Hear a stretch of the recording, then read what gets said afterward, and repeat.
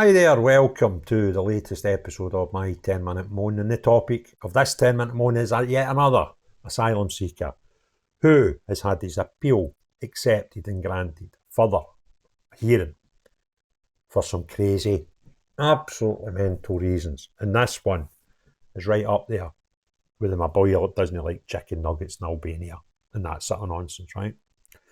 So this story was covered by the Telegraph today.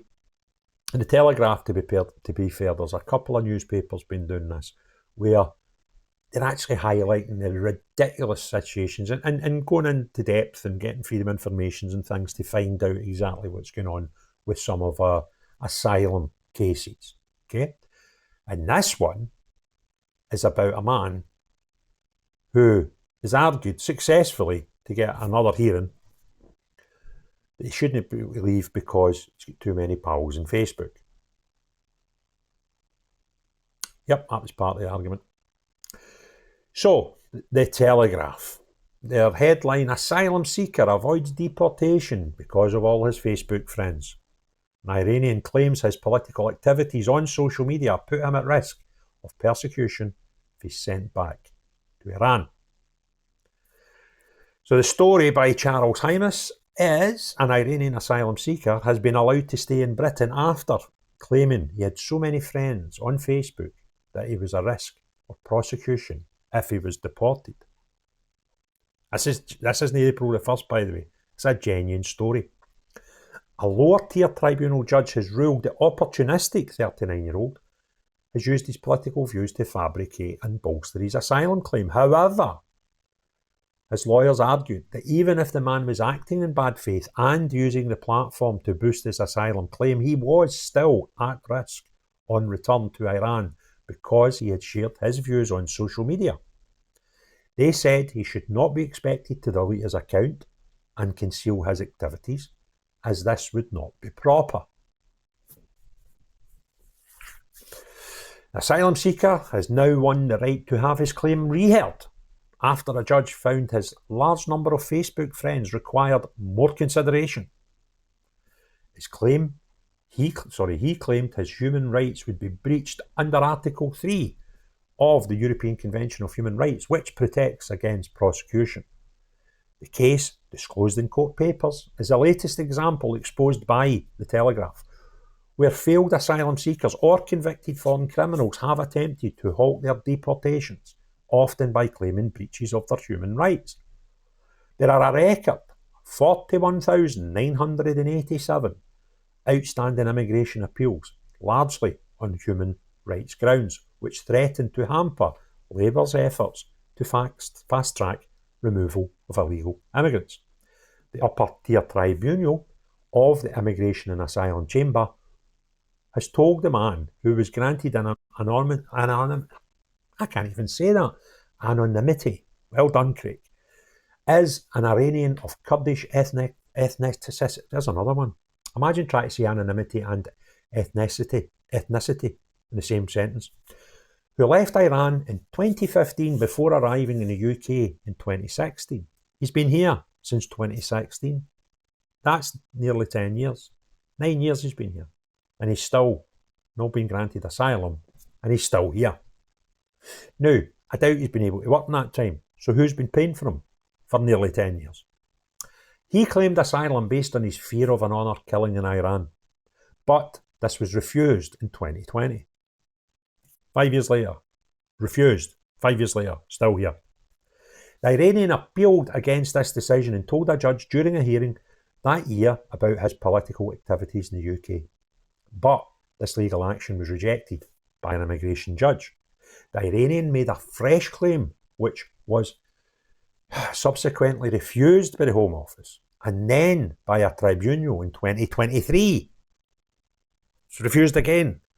After this was dismissed, he appealed against the decision and accused the judge of erring in law and failing to consider evidence against him. He urged his political activities online and in attending protests put him at risk, even though the judge found there was little evidence it had come to the attention of the authorities in Tehran. Lawyers representing the man said the judge had fallen in error in relation to the man's social media posts, where he used a public account and had more than 2,500 Facebook friends. It was argued that if it was deemed his social media posts were made in good faith, then it would not be proper to expect him to close his account and conceal his activities. They argued that even if his online activities were made in bad faith, to bolster his asylum claim, he should still be at risk on return. Staying up to date with events around the world can be difficult, where it's impossible to consult a single source for the full story. Narratives that shape public opinion often just reinforce media and corporate-backed vested interests. It's hard to know what information to trust. See what the media is exaggerating, sensationalising, over or under reporting. That's why I've been using Ground News. Ground News is an app and website that combines news from around the world in one place so you can compare coverage. For every news source, you can see if it has any political bias, how reliable the reporting is, and who owns them. They even have a blind spot feed that highlights news disproportionately covered by one side of the political spectrum. Take a data-driven view on the news and stay current. Get news from thousands of sources worldwide in one place. I've been using Ground News to help me get all the world's news in one place and give a more balanced opinion on what we read and viewing who is telling us the truth and who isn't.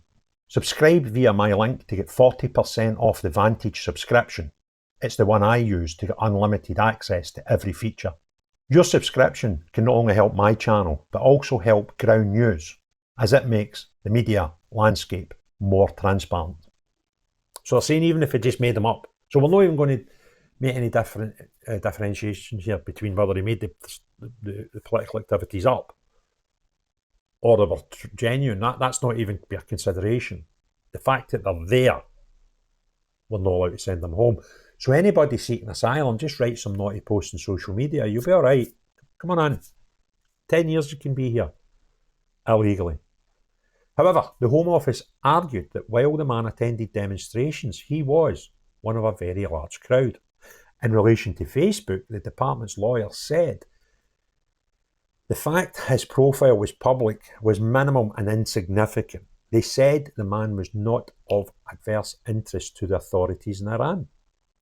The tribunal heard that in an earlier asylum seeker decision, a judge had ruled the Iranian man's political activities were opportunistic attempt to fabricate his claim. So judges already made a decision on this, that they're probably not true, right? They were just fabricated to strengthen his claim to stay here. Upper Tribunal Judge Rebecca Chapman ruled the man will have his case reheard.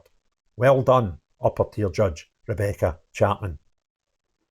She said, in light of the judge's failure to take the account of material considerations, i.e. the evidence that he had a large number of Facebook friends and contacts, I find his findings as to the potential effects of the evidence is unsustainable. For the reason above, one reason, I find the judge made material errors of law in his decision and reasoning. She said the previous judge failed to make clear finding as to whether or not his activities were done in good faith or bad faith. The judge said there was evidence of Iranian embassy officials filming demonstrations and said the previous finding was that had very minimum weight. Judge Chapman said even if, as the judge found, the asylum seeker was one of a very large crowd of people at demonstrations, I find that this does not eliminate the risk to him of identification. The case will be reheard by another tribunal judge. How much is this costing us? This guy's been here for nearly 10 years. How much does he get in legal aid? The cost to the public purse is absolutely crazy. 10 years. He was at a hearing 5 years ago where he got told, no, you can't be here anymore. And he's still here. And he's still arguing. And he's still getting lawyers, paid for, no doubt by us, to spout European Convention of Human Rights laws, which we should not be held to. You're not part of the European Union anymore. And we need our own Bill of Rights. We need to put this in the bin and write up human rights that protect the people in the United Kingdom, not people that are here illegally. Their human rights are not our concern. We've heard them, we've dismissed them, we've said you need to go home. For 5 years out the 9 that he's been here. This is an absolute travesty.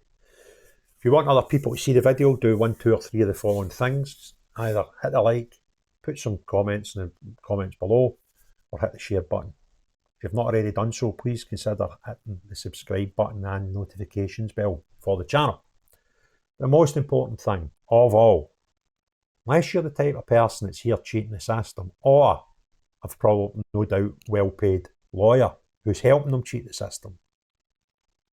No you. But everyone else, have a great day. Cheerio, bye now.